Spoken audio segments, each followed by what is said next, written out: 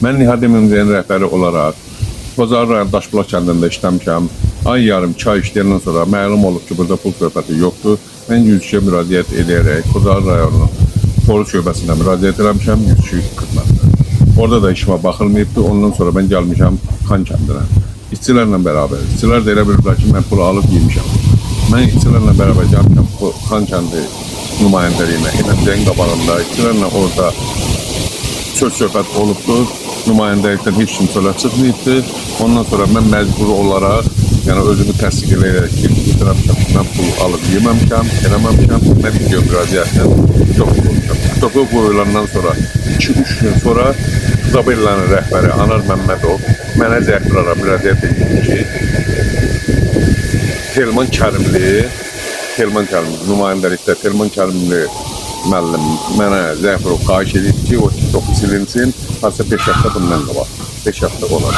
5 həftə bundan qabaq mənə belə bir müraciət olmuşdur. Mən də o videonu silmişəm. Ondan sonra Anar Məmmədov oyun qaçırıb ki, mənim ya pul söhbət olmayıb, ya video olmayıb. Anar Məmmədovun səs yazıları da məndə var.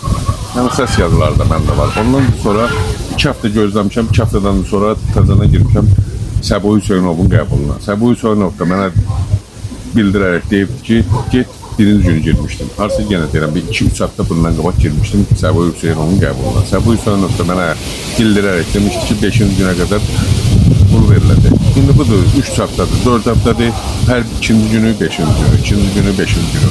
İşçilər də elə bilir ki, mən pulu alıb yemişəm, yenə video müraciətində bildirirəm ki, mən pulumu alıb yemişəm, cəmaatında pulu verirlər. Məni ölümlə hədəliyirlər, məni nə bilim, nəylə tənqidlə hədəliyirlər, SMS-lər yazırlar, cürbəcür SMS-lər yana məlum olmayan SMS-lər mənə yazılır. Məni ölümlə hədəliyirlər. Mən evimdən işimdən gedərkən yoxmuşum. Xahiş edirəm, cənab prezidentimizdən mənim səsimə səs versin, təhlükəsizliyimi təmin edəsin. Xahiş edirəm, cənab prezidentimizdən mənim səsimə bir dənə səs versin. Bu 30 dənə, 28 nəfərin işçinin pulu verilsin. Mənim öz pulum haqqını istəmirəm. Mən bir dənə işçilərin haqqını istəyirəm ki, haqqı verilsin. Mən rahat evimdə, ailəmlə, uşağımla bir yerdə yaşaya bilirim. Mən evimdən tərk eləmişəm evimi. Mənim evimə baskın edirlər, mənim evimə hücum edirlər ki, bizim işlətmizdən pulumuzu verin. Yenə deyirəm, ali baş komandamızda xahiş edirəm ki, mənim səsimə səs versin və mənim təhlükəsizliyimi